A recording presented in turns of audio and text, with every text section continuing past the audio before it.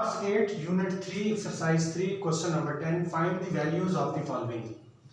Part 1 में जो हमें वैल्यूज दी गई हैं 27, 216, 729, इनका हमने क्यूब रूट फाइंड करना है। क्यूब रूट फाइंड करने के लिए हम इन सब के फैक्टर्स निकालेंगे वन बाय वन। तो आप एक चीज ऑब्जर्व करेंगे, जब इनके फैक्टर्स आप निकाल लेंगे तो आपको लेफ्ट साइड पे जो डिजिट नजर आ रहा है ये 3 टाइम्स आपको नजर आएंगे, क्यूब की फॉर्म में नजर आएंगे। तो 27 को अगर हल किया जाए और इसके प्राइम फैक्टर निकाले जाएं तो आप देखेंगे कि 3 आपको 3 टाइम दिखाई दे रहा है। तो ये क्यूब रूट की फॉर्म में हम इसको लिख सकते हैं। 216 को अगर आप हल करें और इसके फैक्टर्स निकालते जाएं तो आप ऑब्जर्व करेंगे कि लेफ्ट साइड पे ये 2 जो है ये 3 टाइम लिखा हुआ है, फिर ये 3 टाइम लिखा हुआ है। तो ये भी क्यूब रूट हम इसका निकाल सकते हैं। 729 को अगर हल किया जाए और इसके फैक्टर्स निकाले जाएं तो आप जब इनको डिवाइड करते जाएंगे तो आप देखेंगे कि 3 टाइम ये आपको 3 दिखाई देगा और फिर ये नीचे भी 3 टाइम आपको 3 दिखाई देगा। अब जब हम ये फैक्टर्स निकाल लेंगे तो उसके बाद हम सिंगल 27 लिखेंगे और इसके अलावा जो हमने इसके क्यूब रूट्स निकाले होंगे उसको पावर की फॉर्म में लिख देंगे। जैसे ये 3 था और ये 3 टाइम था, क्यूब की फॉर्म में था, तो मैंने 3 की पावर 3 लिख दिया। 3 की पावर 3 लिखने से नेक्स्ट स्टेप में आप देखेंगे जो क्यूब रूट इन्होंने दिया हुआ है इसकी वैल्यू 1/3 है। स्क्वायर रूट में 1/2 होती है और अंदर अगर आपके स्क्वायर है तो स्क्वायर और अंडर रूट स्क्वायर जो है वो वैल्यू आपस में कैंसिल हो जाती है। यहाँ क्यूब रूट की बात हो रही है तो यहाँ पे इसकी वैल्यू 1/3 है। ये 1/3 इसकी वैल्यू है। ये 3 इस क्यूब से कट जाएगा तो हमारे पास 27 जो है उसका आंसर निकल के आएगा 3। इसका मतलब है कि 27 का क्यूब रूट क्या है, 3 है। मीन्स के 3 को 3 टाइम मल्टीप्लाई करें तो हमारा आंसर 27 आता है। अब आते हैं 216 की तरफ। इसको जब हमने हल किया, इसके फैक्टर्स निकाले तो देखें 2 3 टाइम है और 3 भी 3 टाइम है। तो इन दोनों को अंडर रूट में हमने लिख दिया। उसके बाद चूंकि पावर्स ऊपर सेम थी और हमने इन दोनों को मल्टीप्लाई करके और a की पावर ऊपर हमने लिख दिया।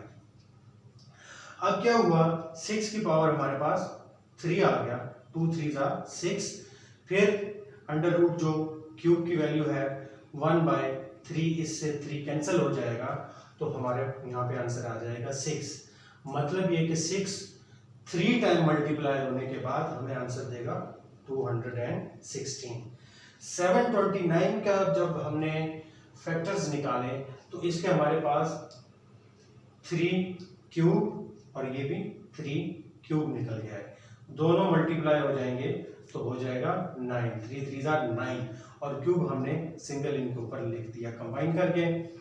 अब फिर दोबारा से 3 × 1/3 की वैल्यू आपस में कैंसिल हो जाएगी तो आंसर निकल के आएगा यहाँ पे 9। 9 को आप 3 टाइम मल्टीप्लाई करेंगे तो हमारा आंसर 729 आएगा। अब ये चूंकि इसको हल करने से हमारे पास 3 आया, 216 को हल करने से 6 आया, इसके फैक्टर्स निकालने से हमारे पास 9 आया। यहाँ के बाद जो मैंने स्टेप ये शो किया हुआ है ये इनकी वैल्यू है। 27 की 3, 216 की 6 और डिवाइडेड बाय और 729 की 9। जब इन दोनों को मल्टीप्लाई किया तो 18 डिवाइडेड बाय 9 ने जब 18 को डिवाइड किया तो हमारे पास आंसर आ गया 2।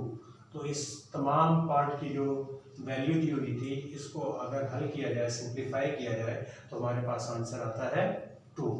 अब पार्ट 2 की तरफ चलते हैं। तो इसी तरीके से हमें यहाँ पे 343, 8 और -2744 दिया हुआ है। सबसे पहले आप फैक्टर्स निकालेंगे तो 343 का फैक्टर निकला 777, 3 टाइम हमारे पास 7। 8 का निकला 3 टाइम हमारे पास 2।